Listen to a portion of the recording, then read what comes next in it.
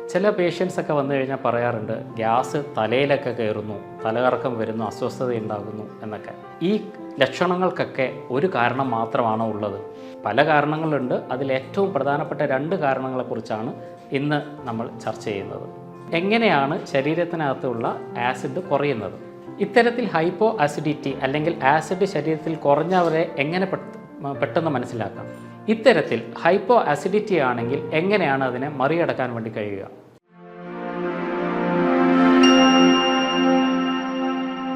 Hi, ഞാൻ doctor Shimji, CMO Prakruthi Saukhyam, Kanhangad.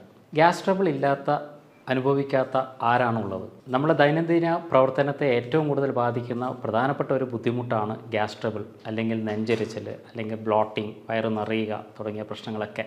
ഇത്തരം പ്രശ്നം നമുക്ക് വരികയാണെങ്കിൽ ആ വന്ന ഗ്യാസ് പുറത്തേക്ക് പോകുന്നത് വരെ, ബർപ്പിംഗ് ആയിട്ടോ തികട്ടിയിട്ടോ അല്ലെങ്കിൽ കീഴ്വായു ആയിട്ടോ പുറത്തേക്ക് പോകുന്നത് വരെ നമ്മൾ വളരെയധികം അസ്വസ്ഥരായിരിക്കും.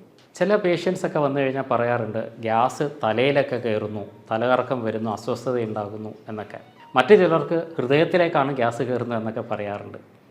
ചിലരൊക്കെ MRIയും അല്ലെങ്കിൽ ECG ഒക്കെ ചെയ്ത് വരുന്ന ആൾക്കാരുമുണ്ട്. എല്ലാ ടെസ്റ്റുകളും ചെയ്ത് ഒരു കുഴപ്പമില്ല എന്ന് പറഞ്ഞ് മാനസികമായിട്ടുള്ള പ്രശ്നങ്ങളാണെന്ന് കൺക്ലൂഷനിലേക്ക് എത്തിച്ചേരുന്ന ആൾക്കാരും ഉണ്ട്. പക്ഷേ പൊതുവായി നെഞ്ചരിച്ചിലായാലും ബ്ലോട്ടിംഗ് ആയാലും മറ്റുള്ള ഗ്യാസ് ട്രബിൾ ആയാലും കൊടുക്കുന്ന മരുന്ന് ജലൂസിലായിരിക്കാം. എല്ലാ അസുഖത്തിനും ഒരു മരുന്ന്. പക്ഷേ പലപ്പോഴും ജലൂസിൽ കഴിക്കുമ്പോൾ ഈ പ്രശ്നങ്ങൾ, സിംറ്റങ്ങൾ ഒരു പരിധിവരെ കുറയാറുണ്ടെങ്കിലും പിന്നീട് കൂടുതൽ ശക്തമായി അടുത്ത ദിവസങ്ങളിൽ പ്രത്യക്ഷപ്പെടുന്നതായിട്ടും കാണാം. എന്തുകൊണ്ടാണ് ഈ പ്രശ്നങ്ങൾ വരുന്നത്? ഈ ലക്ഷണങ്ങൾക്കൊക്കെ ഒരു കാരണം മാത്രമാണോ ഉള്ളത്? ഇതാണ് ഇന്ന് നമുക്ക് പരിശോധിക്കേണ്ടത്. ഇത്തരം ലക്ഷണങ്ങൾക്കൊക്കെ ഒരു കാരണമല്ല, പല കാരണങ്ങളുണ്ട്. അതിൽ ഏറ്റവും പ്രധാനപ്പെട്ട 2 കാരണങ്ങളെക്കുറിച്ചാണ് ഇന്ന് നമ്മൾ ചർച്ച ചെയ്യുന്നത്. അതിലേറ്റവും ആദ്യത്തേത് ഹൈപ്പോ ആസിഡിറ്റി.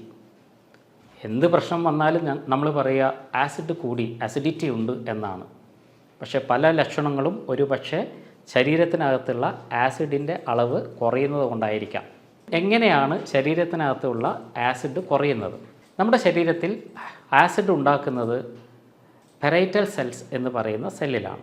ഈ പെറൈറ്റൽ സെൽസിന് ഏതെങ്കിലും തരത്തിലുള്ള ഇൻഫ്ലമേഷൻ വരികയാണെങ്കിൽ ആസിഡിൻ്റെ സെക്രീഷൻ ഉണ്ടാകില്ല. ഇത്തരത്തിൽ ആസിഡിൻ്റെ നിർമ്മാണം തടസ്സപ്പെടുത്തുമ്പോഴാണ് പലപ്പോഴും പലർക്കും ഈ പറയുന്ന അസ്വസ്ഥതകൾ ഉണ്ടാകാറുള്ളത്. എന്തുകൊണ്ടാണ് ഇത്തരം പെറൈറ്റൽ സെൽ ഡാമേജ് അല്ലെങ്കിൽ ബ്ലോക്കേജ് ഉണ്ടാകുന്നത്? ശരിയായ ഒരു കാഴ്ചപ്പാട് അതിൽ വരുന്നത് H. പൈലോറി എന്ന് പറയുന്ന ബാക്ടീരിയയുടെ അളവ് വരുന്ന വ്യത്യാസമാണ്. H. പൈലോറി ശരീരത്തിനകത്തുള്ള ആസിഡിൻ്റെ അളവ് കുറക്കാനും സഹായിക്കുന്ന ഒരു കാര്യമാണ്. ഇത് മുൻപേ തന്നെ ഹെൽത്ത് മേഖലയിൽ ചർച്ച ചെയ്യപ്പെട്ടുകൊണ്ടിരിക്കുന്ന ഒരു വസ്തുതയുമാണ്. റീസെൻ്റായിട്ട് നമ്മൾ മനസ്സിലാക്കിയ വേറൊരു കാര്യം കൂടിയുണ്ട്. പലപ്പോഴും ഹൈപ്പോ ആസിഡിറ്റി അല്ലെങ്കിൽ ആസിഡ് കുറയുക എന്ന് പറയുന്ന കണ്ടീഷൻ അസോസിയേറ്റ് ചെയ്ത് വരുന്നത് തൈറോയ്ഡ് ആൻറ്റിബോഡിയുമായിട്ടാണ്. ശരീരത്തിൽ തൈറോയ്ഡ് ആൻറ്റിബോഡി റിയാക്ഷൻ ഉള്ളവർക്ക് ഹൈപ്പോ ആസിഡിറ്റി അല്ലെങ്കിൽ ആസിഡിൻ്റെ സെക്രീഷൻ കുറഞ്ഞു വരുന്നതായിട്ട് ക്ലിനിക്കൽ റിസർച്ചസിൽ വ്യക്തമായിട്ടുണ്ട്. അപ്പോൾ ശരീരത്തിനകത്ത് വരുന്ന ആൻറ്റിബോഡീസ്, തൈറോയ്ഡ് ആൻറ്റിബോഡീസ് കൊണ്ടും ശരീരത്തിനകത്തുള്ള ഹൈഡ്രോക്ലോറിക് ആസിഡിൻ്റെ അളവ് കുറയാം. ഇത്തരത്തിൽ ഹൈപ്പോ ആസിഡിറ്റി അല്ലെങ്കിൽ ആസിഡ് ശരീരത്തിൽ കുറഞ്ഞവരെ എങ്ങനെ പെട്ടെന്ന് മനസ്സിലാക്കാം? ഭക്ഷണം കഴിച്ച് ആദ്യം പ്രശ്നമൊന്നും ഇല്ലെങ്കിലും ഒരു 20-25 മിനിറ്റൊക്കെ കഴിയുമ്പോഴായിരിക്കും ഇവർക്കുള്ള അസ്വസ്ഥതകൾ വർദ്ധിക്കുക. ഇത്തരത്തിൽ ഭക്ഷണം കഴിച്ച് ഒരു 20 മിനിറ്റിന് ശേഷമാണ് നിങ്ങളുടെ അസ്വസ്ഥതകൾ വരുന്നതെങ്കിൽ അത് ഹൈപ്പോ ആസിഡിറ്റി ആവാനുള്ള സാധ്യതയാണ് കൂടുതൽ.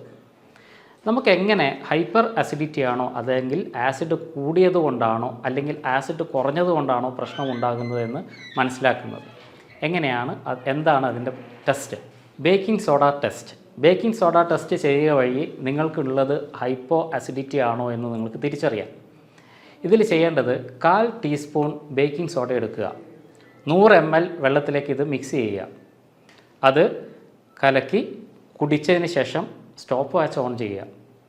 4 മിനിറ്റിനകം നിങ്ങൾക്ക് ബർപ്പിംഗ് അല്ലെങ്കിൽ ഗ്യാസ് പുറത്തേക്ക് വരുന്നുണ്ടെങ്കിൽ നിങ്ങളുടെ ആസിഡ് നോർമലാണ്. കാരണം ബേക്കിംഗ് സോഡയിലുള്ള ചില കെമിക്കൽസ് സ്റ്റൊമക്ക് ആസിഡുമായി ചേർന്ന് പ്രവർത്തിക്കുന്നതിൻ്റെ ഫലമായിട്ടാണ് ബർപ്പിംഗ് അല്ലെങ്കിൽ പുറത്തേക്ക് ഗ്യാസ് വരുന്നത്. പക്ഷേ നിങ്ങൾക്ക് ആ സമയത്ത് വയറിനകത്ത് ആസിഡിറ്റി ഇല്ലെങ്കിലോ, പ്രോപ്പറായിട്ട് ആസിഡ് ഇല്ലെങ്കിൽ ഈ ബർപ്പിംഗ് വരില്ല, തികട്ടലുണ്ടാവില്ല. 4 മിനിറ്റിനകവും ഈ തികട്ടൽ വന്നില്ലെങ്കിൽ ഒരു പക്ഷേ നിങ്ങൾക്ക് ഹൈപ്പോ അസിഡിറ്റി എന്ന കണ്ടീഷനായിരിക്കാം ഉള്ളത്. ഇത്തരത്തിൽ ഹൈപ്പോ അസിഡിറ്റി ആണെങ്കിൽ എങ്ങനെയാണ് അതിനെ മറികടക്കാൻ വേണ്ടി കഴിയുക? എൻ്റെ ക്ലിനിക്കൽ പ്രാക്ടീസിൽ സാധാരണഗതിയിൽ ഇത്രയും പ്രശ്നവുമായിട്ട് വരുന്ന ആൾക്കാർക്ക്, പ്രത്യേകിച്ച് മുട്ടയൊക്കെ കൊടുക്കുമ്പോൾ, ഹൈ പ്രോട്ടീൻ ആയിട്ടുള്ള സാധനങ്ങൾ കൊടുക്കുമ്പോൾ അതിന് തൊട്ട് മുമ്പ് ഒരു 5 മിനിറ്റ് മുമ്പ് ഞാൻ അവർക്ക് 1 spoon apple cider vinegar 1 glass വെള്ളത്തിൽ മിക്സ് ചെയ്ത് കൊടുക്കാറുണ്ട്. ഇത്തരത്തിൽ അവർ കഴിച്ചതിന് ശേഷം പ്രോട്ടീൻ അല്ലെങ്കിൽ മുട്ട പോലെയുള്ള സാധനങ്ങൾ കഴിച്ചു കഴിഞ്ഞാലും അവർക്ക് യാതൊരു ബുദ്ധിമുട്ടും ഇല്ലെങ്കിൽ അവർക്ക് ഹൈപ്പോ അസിഡിറ്റി ആണെന്ന് നമുക്ക് ഉറച്ച് വിശ്വസിക്കാം. എന്തുകൊണ്ടാണ് ഈ ഗ്യാസ് ഫോർമേഷൻ ഉണ്ടാകുന്നത്? നമുക്കൊക്കെ അറിയുന്ന പോലെ ശരീരത്തിനകത്ത് കയറുന്ന ഭക്ഷണ വസ്തുക്കളിലെ പ്രോട്ടീൻ, മാംസ്യം, ഈ മാംസ്യത്തിൻ്റെ ശരിയായ ഡൈജഷന് ശരീരത്തിനകത്തുള്ള ആസിഡുകൾ അത്യാവശ്യമാണ്. ഹൈപ്പോ അസിഡിറ്റി ആയാൽ അല്ലെങ്കിൽ ആസിഡ് ശരിയായ രീതിയിൽ ശരീരത്തിനകത്ത് ഇല്ലെങ്കിൽ ഇത്തരത്തിൽ അകത്തേക്ക് പോകുന്ന പ്രോട്ടീനുകളുടെ ദഹനം സാധ്യമാകില്ല. ഇവ അകത്ത് കിടന്ന് ഫെർമെൻറ്റഡ് ആവുകയും അതിൻ്റെ ഫലമായിട്ടുണ്ടാകുന്ന ഗ്യാസ് ഫോർമേഷനുമാണ് നമ്മളെ ബുദ്ധിമുട്ടിലേക്ക് നയിക്കുന്നത്. അതുകൊണ്ട് തന്നെ ആപ്പിൾ സിഡർ വിനെഗർ പോലെയുള്ള കാര്യങ്ങൾ, ആസിഡ് ക്യാരക്ടറുള്ള വസ്തുക്കൾ നമ്മുടെ ശരീരത്തിനകത്തുള്ള ഇത്തരം പ്രശ്നങ്ങളെ കുറക്കാൻ വേണ്ടി സഹായിക്കും. ആപ്പിൾ സിഡർ വിനെഗർ പോലെ നമുക്ക് ഉപയോഗിക്കാൻ പറ്റുന്ന മറ്റൊരു കാര്യമാണ് ലെമൺ കോൺസെൻട്രേറ്റ്സ്, അല്ലെങ്കിൽ ലെമൺ അടങ്ങിയ നാരങ്ങ അടങ്ങിയ കോൺസെൻട്രേറ്റുകൾ. അതേപോലെ തന്നെ ജിഞ്ചർ, പ്രത്യേകിച്ച് ജിഞ്ചർ കൂടി ചേർത്തിട്ടുള്ള മോര്, ഇതൊക്കെ നമ്മളെ ഇത്തരത്തിലുള്ള പ്രശ്നങ്ങളിൽ നിന്ന് മറികടക്കാൻ വേണ്ടി സഹായിക്കുന്നതാണ്. ഇപ്പോൾ നമ്മൾ ഡിസ്കസ് ചെയ്ത എല്ലാ ലക്ഷണങ്ങളും ഹൈപ്പർ അസിഡിറ്റിയിലും കാണിക്കാം, ആസിഡ് വർദ്ധിച്ച അവസ്ഥയിലും കാണിക്കാം. എന്തുകൊണ്ടാണ് ഹൈപ്പർ അസിഡിറ്റി വരുന്നത്? നേരത്തെ നമ്മൾ ചർച്ച ചെയ്തതുപോലെ പെരൈറ്റൽ സെൽസാണ് ഈ ആസിഡിനെ സെക്രീറ്റ് ചെയ്യുന്നത്. പെരൈറ്റൽ സെൽസിലുണ്ടാകുന്ന ചില ട്രിഗേഴ്സ്, അതിനകത്ത് വരുന്ന ചില സ്റ്റിമുലേഷൻസ് ആണ് ഇത്തരത്തിലുള്ള ഓവറായിട്ടുള്ള ആസിഡ് സെക്രീഷന് ഇടവരുത്തുന്നത്. എന്തൊക്കെയാണ് പ്രധാനമായിട്ടും ഹൈപ്പർ അസിഡിറ്റിക്ക് കാരണമാകുന്ന കാര്യങ്ങൾ? അതിലേറ്റവും പ്രധാനം എച്ച് പൈലോറി തന്നെയാണ്. എച്ച് പൈലോറി ഈക്വലി ഹൈപ്പോ അസിഡിറ്റിക്കും ഹൈപ്പർ അസിഡിറ്റിക്കും കാരണക്കാരനാകുന്നു എന്നുള്ളതാണ്. അപ്പോൾ എച്ച് പൈലോറിയെ നിയന്ത്രിക്കുക എന്നുള്ളതും വളരെ പ്രധാനപ്പെട്ട ഒരു കാര്യമാണ്. ഇതേപോലെ തന്നെ കോർട്ടിസോൾ അല്ലെങ്കിൽ സ്ട്രെസ് ഹോർമോൺസ്, കോർട്ടിസോൾ പോലെയുള്ള സ്ട്രെസ് ഹോർമോൺസുകളും നമ്മുടെ ഹൈപ്പർ സെക്രീഷന് സാധ്യത ഉണ്ടാക്കുന്നു. അതുകൊണ്ട് ഹൈപ്പർ അസിഡിറ്റി ഉള്ളവർ സ്ട്രെസ് മാനേജ്മെൻറ്റ് ചെയ്യേണ്ടതും വളരെ വളരെ അത്യാവശ്യമുള്ള കാര്യം തന്നെയാണ്. ഇനി നിങ്ങൾക്ക് വന്നത് ഹൈപ്പർ അസിഡിറ്റി കൊണ്ടുള്ള പ്രശ്നങ്ങളാണെങ്കിൽ എങ്ങനെ അതിനെ മറികടക്കാം? എച്ച് പൈലോറിയെ നിയന്ത്രിക്കാനുള്ള ഏറ്റവും നല്ല മാർഗ്ഗങ്ങളിലൊന്ന് ബ്ലാക്ക് ക്യുമിൻ സീഡ്സ് അല്ലെങ്കിൽ കരിഞ്ജീരകമാണ്. കരിഞ്ജീരകം 1-2 സ്പൂണ് പൊടിച്ച് അതിനകത്ത് തേനിൽ ചാലിച്ച് കഴിക്കുന്നത്, 2 നേരമായി കഴിക്കുന്നത് എച്ച് പൈലോറിയെ നിയന്ത്രിക്കാൻ വളരെയധികം സഹായിക്കുന്നതാണ്. പ്രോബയോട്ടിക്സ് അടങ്ങിയ ഭക്ഷണങ്ങൾ കഴിക്കുക എന്നുള്ളതും ഇതിന് നല്ലൊരു പ്രതിവിധിയാണ്. അതേപോലെ തന്നെ നന്നാറി വേര് ചതച്ചിട്ട് തിളപ്പിക്കുന്ന വെള്ളം കുടിക്കാനായി ഉപയോഗിക്കുക. 1-2 ലിറ്റർ വെള്ളം തിളപ്പിച്ച് വെച്ച് നന്നാറി വെള്ളം കുടിച്ചുകൊണ്ടിരിക്കുന്നതും ഹൈപ്പർ അസിഡിറ്റിയെ കുറക്കാൻ വേണ്ടി വളരെയധികം സഹായിക്കുന്നതാണ്. ഈ സിംറ്റംസ് അല്ലാതെ തന്നെ ഹെമറ്റോളജിക്കലി രക്തത്തിൽ വരുന്ന വ്യത്യാസങ്ങളും പഠനവിധേയമാക്കാറുണ്ട്. CBC പോലെയുള്ള ജനറലായിട്ട് ചെയ്യുന്ന ടെസ്റ്റുകൾ, അല്ലെങ്കിൽ എൻഡോസ്കോപ്പി പോലെയുള്ള കാര്യങ്ങൾ, എച്ച് പൈലോറിയുടെ പ്രസൻസ് കണ്ടുപിടിക്കാനുള്ള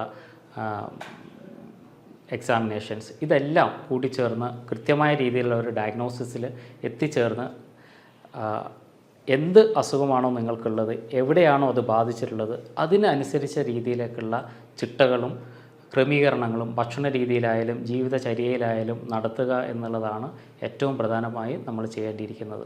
അപ്പോൾ എന്ത് തരത്തിലുള്ള പ്രശ്നമാണ് നിങ്ങളെ ബാധിച്ചിട്ടുള്ളത്, ഹൈപ്പർ ആണോ ഹൈപ്പോ ആണോ എന്ന് തിരിച്ചറിഞ്ഞ് അതിനുള്ള ചികിത്സ ശരിയായ രീതിയിൽ ചെയ്യുക എന്നതാണ് ഈ പ്രശ്നത്തെ മറികടക്കാനുള്ള ഏറ്റവും നല്ല വഴി. കൂടുതൽ ഹെൽത്ത് ടിപ്സുമായി വീണ്ടും നമുക്ക് കാണാം. അതുവരെ എല്ലാവർക്കും നന്ദി.